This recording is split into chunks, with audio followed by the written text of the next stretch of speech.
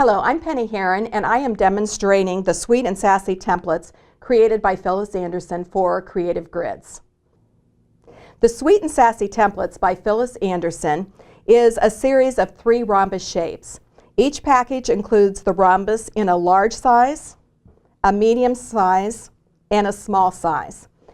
Each template includes holes drilled so that you can mark the seam allowance through the template, and black markings that you place on the seam lines so that you can line them up with pieced units to create diamond shapes. In this quilt, Sarah Bear, Phyllis used the large template and simply cut out her diamonds and pieced them in rows diagonally to create this beautiful quilt. She added appliques to it and a vase of flowers at the bottom to add even more impact. And if you notice, the top is the diamond shapes. She did her binding, so it has inset points here, and it made a beautiful finish to this quilt. That is using the large diamond, but you could also make a smaller version using the medium or the small rhombus shapes. Phyllis Anderson designed Maddie B as a quilt where the rhombus shape is pieced out of strips of fabric. In this case, she made a scrappy version, so she sewed 2 2-inch strips together and then cut with the rhombus shapes the individual pieces and sewed them together to create this quilt. If you notice, this same shape was used to cut the sashings that are between the blocks, and so the diamonds are sewn together with this sashing strip that is the exact same width as one set of these diamonds. So it goes together very easily.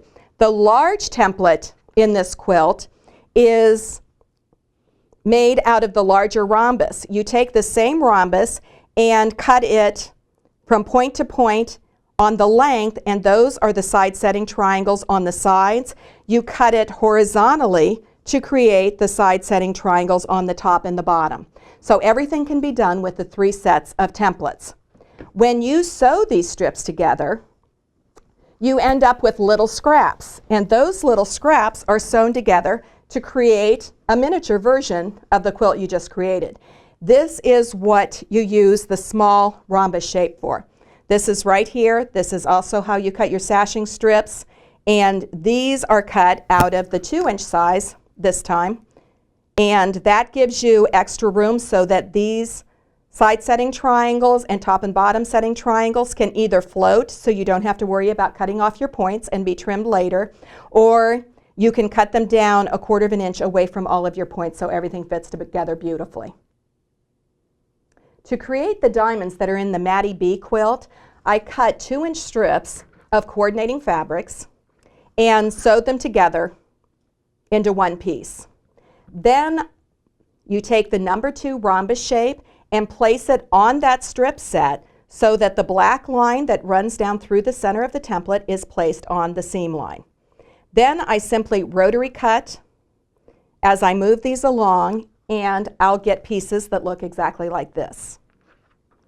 The holes that are in the template are 1/4 inch away from the outside edge, and those are used to mark your seam lines.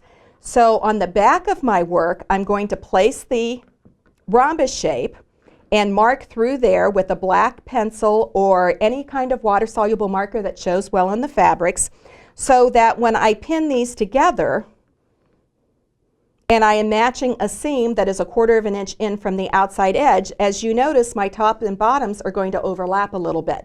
So I can stick a pin in there, and in this piece you can see where I marked my black dots for my seam lines, and then I stitched my 1/4 inch all the way down. When I open this up, I have a perfect match in the center. Now that I have this one created, I simply press the seam. You can press to the side or open. I prefer to press them open because it alleviates bulk. And you place it like this. Then I can place my template. Again, I'm lining up the black lines horizontally and vertically on my pieced unit. And when I rotary cut the 2 sides, I'm going to end up with 2 small pieces. At the top and the bottom, I'm just going to shave off a little bit, which just gives you a little bit of a fudge factor. If you are working with pre-cut 2.5-inch strips, many times they are pinked and those edges they aren't as accurate as cuts of 2.5 inches that you do yourself with a rotary cutter. So it gives you a little bit of a fudge factor, so you can trim that and it'll be the exact size you need. When I cut these sides, I'm going to end up with units that look like this. Now these units, once again, I can place them and use my shape to mark my 1/4 inch seam allowance on both pieces. Then I can put a pin through those like this. And again, here are my 3 marks. I will sew those to create a miniature version of what I just did to make the baby quilt, the baby version of Maddie B's. In that case, I'm going to end up with a piece like this because see, here are my 2-piece units. So this is, again, pressed, the seams open.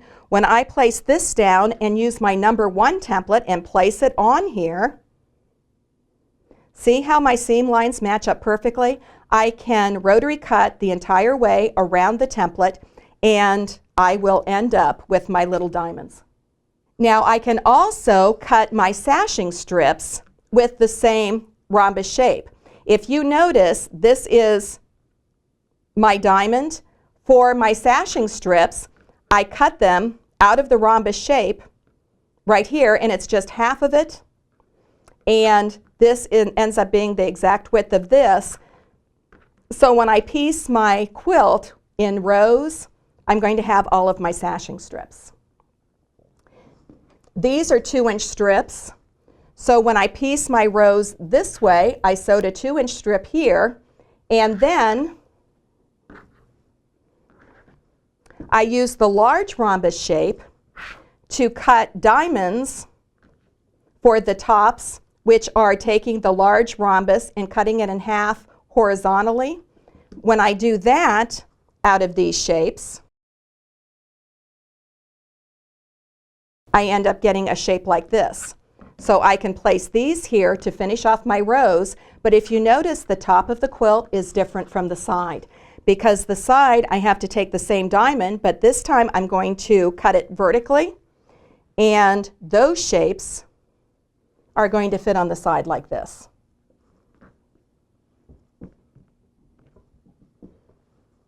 In her pattern, she tells you how to cut the corners so that that will work also using the different templates. See how easy this is to get everything to go together? And it's simple strip piecing from here on out. It goes together so beautifully, and it's a very fun quilt to make, and your scraps are made into another beautiful version, a miniature version, or a doll quilt for a child. Now if you notice, these float. So I can choose to trim the quilt a 1/2 inch away from here so I don't have to worry about losing all of my points, or I can take a Creative Grids ruler, they have the 1/4 inch marked on one side, and place it on here between 2 adjoining points of the rhombuses and rotary cut a 1/4 inch away. So then when I add my borders, everything is going to line up on the outside edge.